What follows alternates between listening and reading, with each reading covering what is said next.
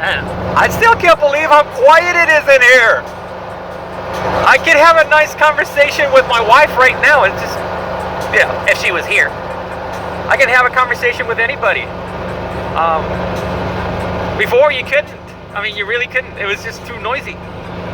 I am so happy. Wow. Engine is so not noisy. Quiet. It is so quiet. It is weird. That's just so weird because I've been driving with that Stinger muffler for the last almost year and a half or so. It's just weird. Weird. I like it. Anyways, glad I did that. Woo.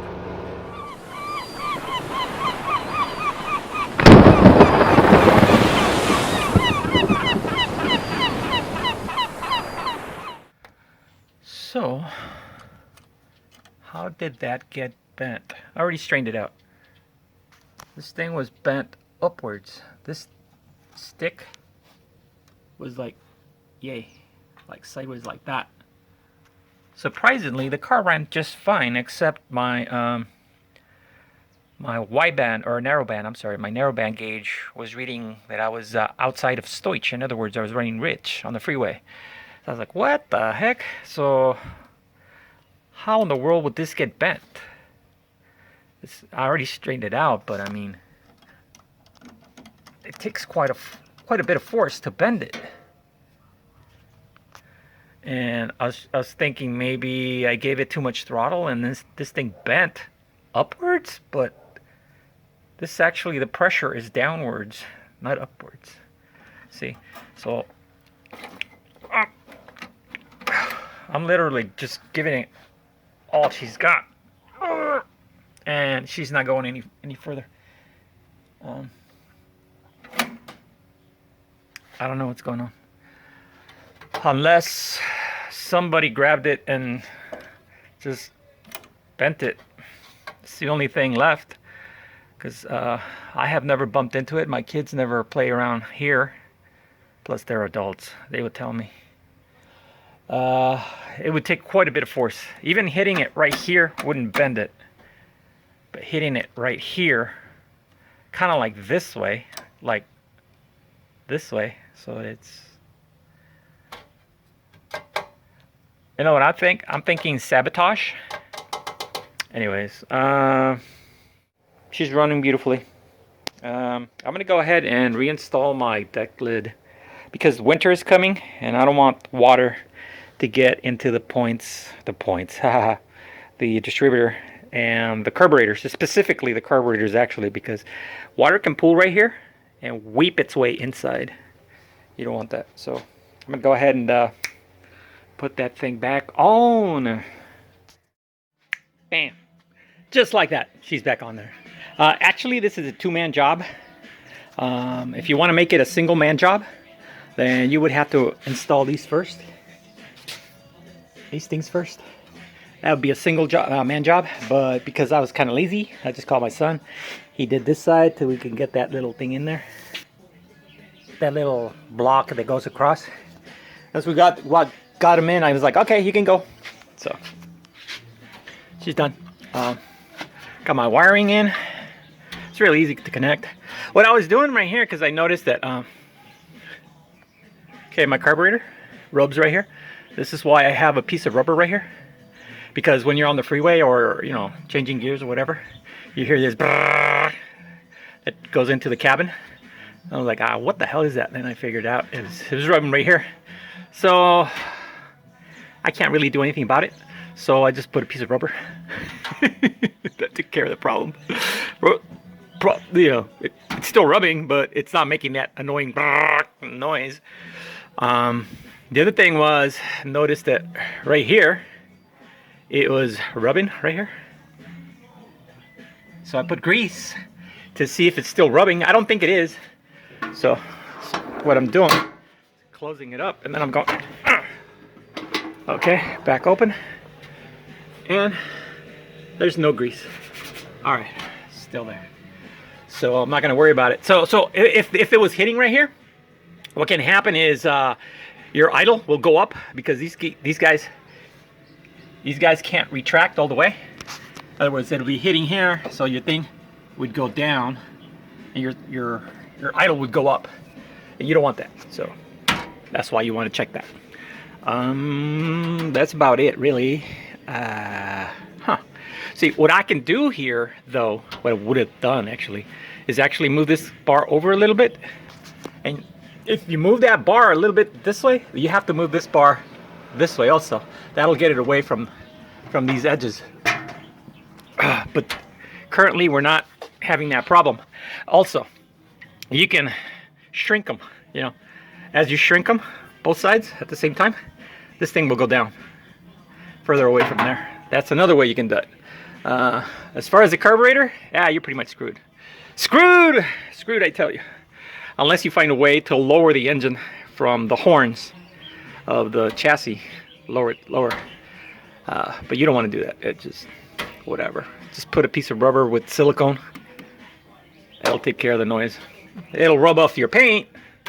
I can live with it. Moving on. So I'm going to move my license plate. I'm going to remove the bracket. I made this bracket out of scratch. So I'm going to move and save that bracket for whenever I want to do this again. And put my license plate back in. Bam. See? She looks totally incognito. Nobody would know that this thing has a 2-liter Porsche engine. Not that it has a lot of power. It's just bone stock. But future, I'm thinking definitely a Web 86A and some high flowing heads. I'm not going to go too big on the heads because everybody goes too big on that and they end up killing power. So I'm just going to go like 42 intakes, 36 exhausts, and I'm probably going to go straight cut gears on the timing chain. Not timing chain.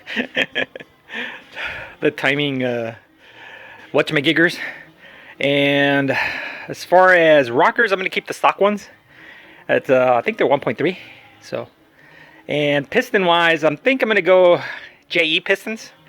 And I'm thinking if I go 96, everybody does 96, which makes it a 256, which is kind of boring. So yeah, I'm going to order my heads with the registers open to 103. I'm going to take my block to get machined to 103 so that we make some power. It'll be a minimum. I'm probably going to go the smallest 103 millimeter bore. So that would make it like 2354, 2.3 liter, which is big enough really. With that kind of size of engine, if you do it right, change my Venturis back up to 36s. I should be making pretty close to 160, maybe 180. Give or take a horse here and there. And yeah, that's the plan. So I'm gonna go ahead and change my license plate. Alright, so when I'm just messing around with the timing table. See, when my engine is cold, and it's not that cold right now. I mean, it's like 80 degrees, 85 degrees. My RPMs drop really, really low. I mean, look, they're in the 600s. And I'm trying to get it to start up a little higher. But when it warms up, I get back and I'm like almost 1100, just over 1,000, maybe 1,000. And I'm trying to keep it, see if I can mess around with this, if I could get my RPMs to climb. Man. All right, she's warming up.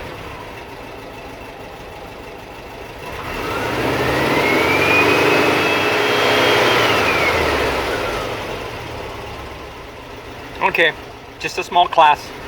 Basically, this goes to 38 because this area right here is 38. That is when you come off the throttle, no load on the engine, it goes over to 38, so it burns all the gases and it doesn't, you're not polluting. That's why it goes to 38. Watch.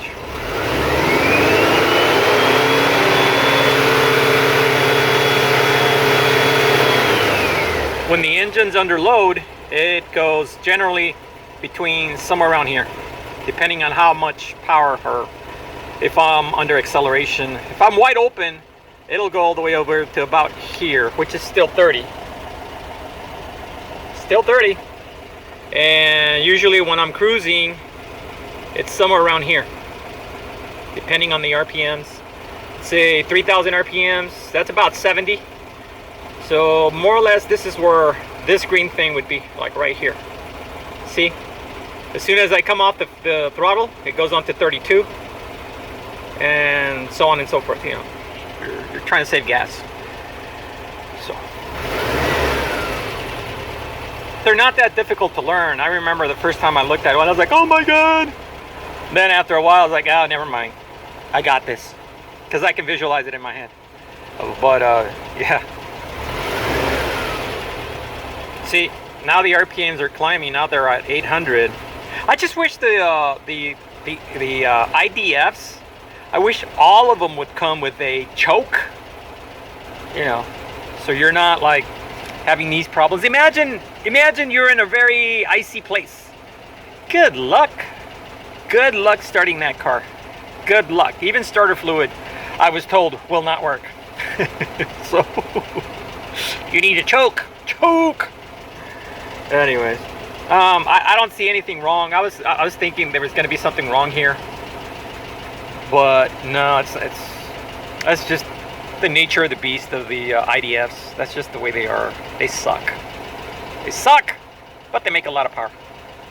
The engine warms up, my vacuum increases. This drops me way down here. I'm still in the 10, so my timing stays stable. I was just thinking maybe I should change these to maybe 1,000, and then yeah, anyways, that's things in my mind that I'm thinking of modifying so that I have a more stable idle, you know, from cold to warm to hot. Because look, I'm already at 1,000. You see what I mean? As it warms up, it starts at 600, then it goes up to like 1,100. I don't like it. I really don't like it. So I guess what I might do is maybe change these to 1,000, and when it gets to 1,000, drop my timing to 8. That should give it less RPMs. It'll lower the RPMs. Yeah, let me try that real quick. Okay, I changed that to 1,000. I've highlighted what I want to change, which is those 10 degrees, and I went ahead and input 8. So we're gonna hit fill. See, they all turn into 8s. Now we're gonna hit send, and magically that should change it. Let's see what happens.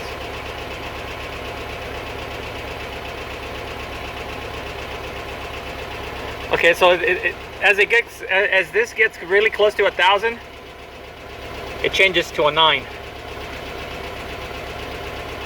So it's kind of working.